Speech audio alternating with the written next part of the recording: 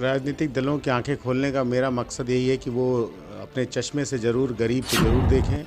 मैं पहली बात तो मैं किसी राजनीतिक दल पे बहुत ज़्यादा विशेष ध्यान नहीं कि देता अगर हूँ। विवेक सिंह वर्मा किसी अन्य पार्टी सिंबल से होते तो उनकी जीत 100% सुनिश्चित है। ये डॉक्टर 12 साल से अगर गरीब की लड़ाई लड़ रहा है, तो अगर मैं इसकी सत्ता की ताकत देता हूँ, तो ये लड़ाई ज़रूर लड़े कि मेरा जो अस्पताल है या मेरा जो राजनीतिक कैरियर है, वो उसी तरह सेवा दे जैसे मेरे मौसा जी स्वर्गीय रामचंद्र बख्श सिंह देते थे। कि भाजपा आपसे संपर्क में रही, क्या इस दावे की सच्चाई थी, क्या हकीकत है?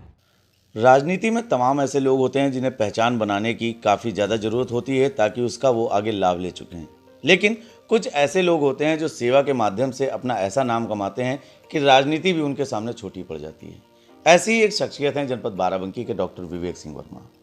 हम आज आपको रूबरू कराएंगे डॉक्टर विवेक सिंह वर्मा से और जानेंगे कि अभी राजनीति में वो किस तरह से सक्रिय हैं और किस तरह से वो आगे जनता के लिए काम करने के दावे और वादे कर रहे हैं। डॉक्टर साहब, बहुत बहुत स्वागत है आपका। धन्यवाद। राजनीति में आपकी एंट्री हुई, अभी तक आपने ऑपरेशन किए, तमाम लोगों की आंखें खोली।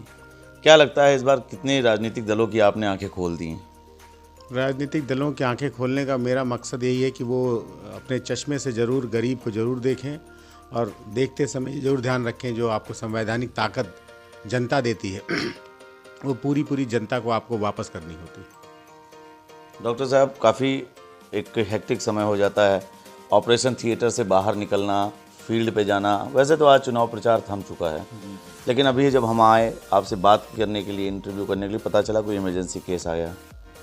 ये सारी चीज़ें एक साथ मैनेज करना कहीं ना कहीं बड़ा टिपिकल हो जाता है। इसको मैनेज करते हुए, जनसेवा का संकल्प लेते हुए जो काम कर रहे हैं, इसमें कितना आनंद आ रहा है?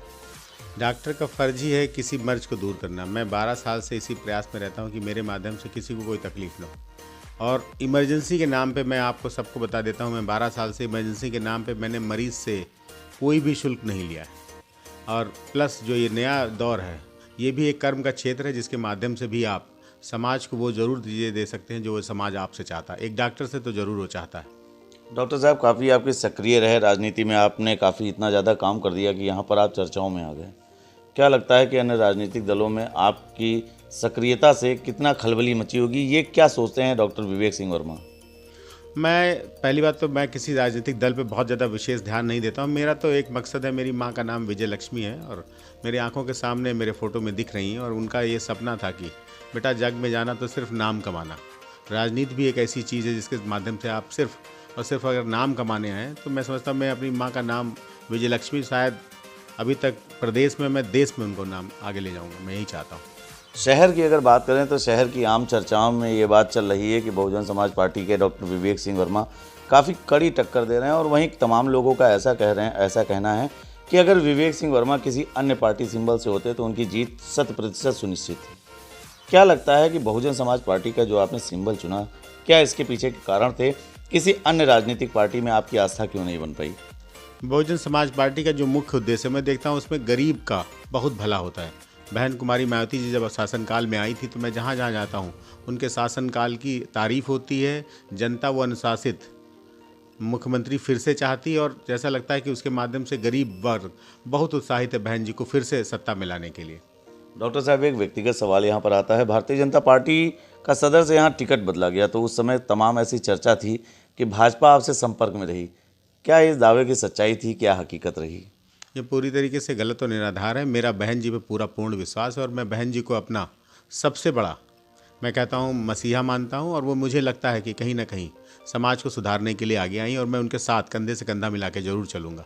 पारिवारिक आपका जो बैकग्राउंड था वो राजनीति से संबंधित था, कितना लाभ उसका आपको मिल रहा है और किस तरह से उसको आप सामंजस्य स्थापित करते?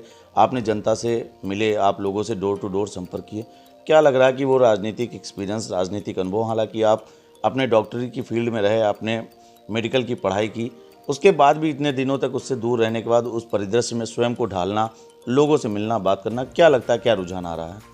पूरी तरीके से रुझान आ रहा है। मेरा पूरा बचपन स्वर्गीय रामचंद्र बख्श सिंह के आसपास बीता है और उनके आसपास बीतते बीतते मैंने देखा कि समाज का हर वर्ग उनसे खुश था, चाहे वो किसी भी समाज का हो, मुस्लिम, यादव, किसी भी, आप किसी भी, कोई भी नाम, बहुत सारे नाम है, लेकिन उनके द्वार से कोई खाली नहीं जाता था। वही मैं प्रयास करूंगा कि मेरा जो अस्पताल है या मेरा जो राजनीतिक कैरियर है वो उसी तरह सेवा दे जैसे मेरे मौसा जी स्वर्गीय रामचंद्र बख्श सिंह देते थे। डॉक्टर साहब, समाजवादी पार्टी का गढ़ रहा जनपद बाराबंकी और यहाँ सदर विधानसभा पे सपा की 10 सालों से दावेदारी है और उनका कब्जा बरकरार है। ऐसे में विधानसभा चुनाव होने हैं, क्या लगता है कितना उम्मीद है, कितना सकारात्मक दिशा में हैं आप? जनता का जो मैं उत्साह देखता हूँ, जनता का जो विश्वास देखता हूँ, वो इस बार वो चाहता है कि मैं सिर्फ और सिर्फ डॉक्टर को जिता रहा हूँ, मैं किसी प्रत्याशी को नहीं जिता रहा हूँ। वो ये देख रहा है कि ये डॉक्टर 12 साल से अगर गरीब की लड़ाई लड़ रहा है, तो अगर मैं इसकी सत्ता की ताकत देता हूँ तो ये लड़ाई ज़रूर लड़ेगा। इस पे तमाम बातें और भी आती हैं डॉक्टर साहब। कई लोग ये कहते हैं कि डॉक्टर साहब अगर भविष्य में विधायक बन भी जाते हैं तो कैसे वो मैनेज करेंगे कि ऑपरेशन संभालेंगे, हॉस्पिटल संभालेंगे या जनता से मुलाकात संभालेंगे।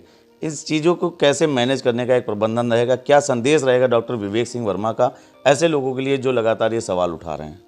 मैं अपने पूरे प्रयास से मैं एक देश को अपने देश में अगर ला सकता हूँ, तो मैं यही प्रयास करूँगा कि मैं अपने बाराबंकी जनपद में देश में एक ऐसा कीर्तिमान आँख का अस्पताल जरूर बना दूं, जिसके माध्यम से गरीब आदमी ये जरूर कहे कि ये कारपोरेट फॉर पुअर पेशेंट है, जहां उसको ये लगे कि मुझे बहुत सारी सुविधाएं जो शायद अमीर हॉस्पिटलों में या बड़े बड़े हॉस्पिटलों में मिलती हैं, वो मेरे माध्यम से मिलेंगी।